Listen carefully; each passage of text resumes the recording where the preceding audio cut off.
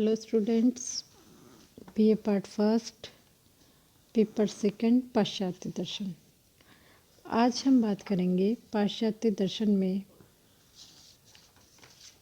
सुकरात के दर्शन की और सुकरात के मत में सद्गुण के स्वरूप की।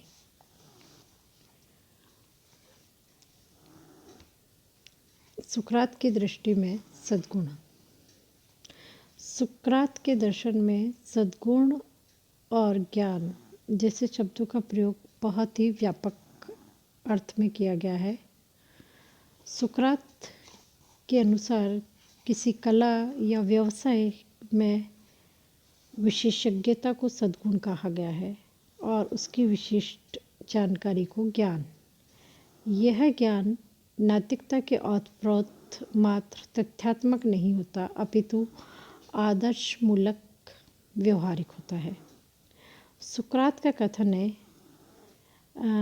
कि सद्गुण का आचरण में अभ्यास करने के लिए उसका ज्ञान होना नितांत आवश्यक है। जिस प्रकार किसी व्यवसाय की सफलता के लिए उसका ज्ञान आवश्यक है, उसी भांति मानवीय आचरण में भी सफलता प्राप्त करने के लिए सद्गुण का ज्ञान एक अनिवार्य शर्त है। नैतिक शुभ का ज्ञान ही व्यक्ति को नैतिक शुभ अथवा आनंद की ओर ले जा सकता है। सुकरात के अनुसार नैतिक ज्ञान अन्य सभी प्रकार के ज्ञान से उत्कृष्ट होता है। चूँकि सभी सद्गुण ज्ञान आधारित होते हैं, इसलिए सद्गुण एक है। सद्गुण का परम लक्ष्य परम शुभ अथवा परम आनंद है। सुकरात ज्ञान को ही, सार्वभौम ज्ञान को ही यथार्थ मानता है, लेकिन सुकरात का सार्वभौम ज्ञान का सिद्धांत मात्र वस्तु ज्ञान विषयक नहीं है। उसने अपने नैतिक सिद्धांत को भी ज्ञान पर आधारित बताया है। ज्ञान के व्यवहारिक पक्ष को भी उसने सामने रखा है। ज्ञान तथा व्यवहारिक जीवन में एकरूपता होनी चाहिए, अन्यथा किसी ज्ञान के आधार पर आचरण करना संभव नहीं हो पाएगा। सुकरात के अनुसार ज्ञान सार्वभौम होता है, न कि विशेष तथा आकस्मिक। सुकरात ने सोफिस्टों के इस कथन को स्वीकार नहीं किया कि जो कुछ व्यक्ति को संतुष्ट करे वह उसके लिए नैतिक है। व्यक्ति समस्त वस्तुओं का मानदंड नहीं हो सकता। सुकरात ने उनके इस निष्कर्ष को भी नहीं माना कि सार्वभौम नैतिकता असंभव है। सार्वभौम ज्ञान जब संभव है तो सार्वभौम नैतिकता भी संभव है, क्योंकि ज्ञान और नैतिकता में घनिष्ठ संबंध है। सुकरात के अनुसार ज्ञान ही सर्वोत्तम शुभ है। वह परम शुभ क्या है जिसके आधार पर सब कुछ शुभ होता है? सुकरात के अनुसार ज्ञान ही सर्वोत्तम शुभ है, यानी knowledge is the highest good. उसके नैतिक दर्शन का मूल मंत्र इस कथन में निहित है कि ज्ञान ही सद्गुण है। स्पष्ट तथा युक्तियुक्त चिंतन द्वारा प्राप्त ज्ञान समस्त बुराइयों का एकमात्र उपचार है।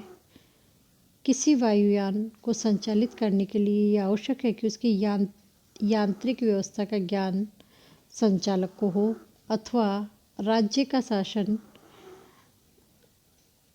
चलाने वाले राजनेता को राज्य के कार्यों एवं उद्देश्यों का ज्ञान होना आवश्यक है। इस तरह जब तक व्यक्ति को यह ज्ञान नहीं है कि सद्गुण क्या है, वह सद्गुणी नहीं हो सकता। आत्मसंयमी, साहसी, न्यायी तथा दयावान बनने के लिए यह आवश्यक है कि व्यक्ति को आत्मसंयम, साहस, न्याय तथा दया की सही सही अवधारणाओं का ज्ञान हो। सद्गुण ही ज्ञान व्यक्ति को सद्गुणी बनाने में सहायक सिद्ध हो सकता है। सुकरात ने यह स्पष्ट रूप में कहा कि ठीक करने के लिए ठीक सोचना जरूरी है। अतः सुकरात की दृष्टि में ज्ञान के बिना सद्गुण की प्राप्ति असंभव है। ज्ञान सद्गुण की अनिवार्य एवं पर्याप्त शर्त है।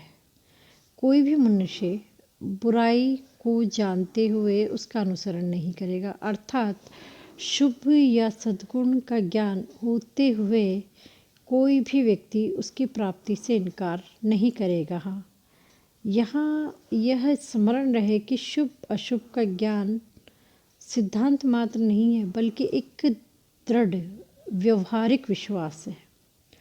वह बुद्धि का ही विषय नहीं है, वरन संकल्प का भी विषय है। सुकरात का यह स्पष्ट विचार है कि सही एवं सार्वभौम ज्ञान के बिना सत्कर्म संभव नहीं है। इस प्रकार ज्ञान शुभ कर्मों का मुख्य आधार है, अतः ज्ञान ही सद्गुण है। Knowledge is virtue.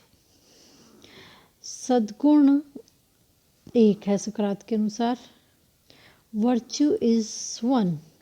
सुकरात के अनुसार ज्ञान और सद्गुण का परस्पर घनिष्ठ संबंध है, दोनों समरस है, उनमें एकता है, ऐक्य है। इसी ऐक्य को ध्यान में रखते हुए सुकरात ने कुछ निष्कर्ष निकाले हैं। नंबर 1, सद्गुण ज्ञान है, इसलिए सद्गुण एक है, क्योंकि ज्ञान एकता है। ज्ञान सत्य का एक सुव्यवस्थित रूप है जिसमें अनेक सद्गुणों का समावेश एक ही मूल सद्गुण के पक्ष में है। नंबर 2, सद्गुण स्वयं में शुभ नहीं होता, वह मनुष्य के हित की दृष्टि से शुभ होता है।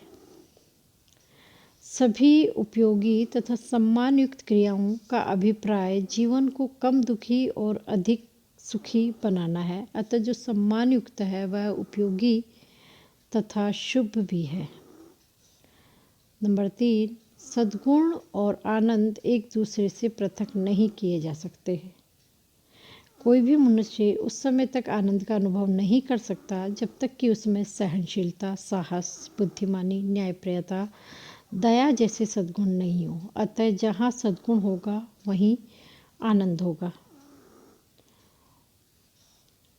नंबर 4, सद्गुण या आनंद का ज्ञान से ही प्राप्त हो सकता है, न कि धन तथा बल से। सुकरात ने यह स्पष्ट कहा कि सद्गुण धन से खरीदा नहीं जा सकता, वरना सद्गुण से ही धन, आदमी का समाज, शुभ, व्यक्तिगत तथा सार्वजनिक कल्याण संभव होता। नंबर 5, सद्गुण सिखाया जा सकता है, यानी इसकी शिक्षा दी जा सकती है। सद्गुण शिक्षणीय है।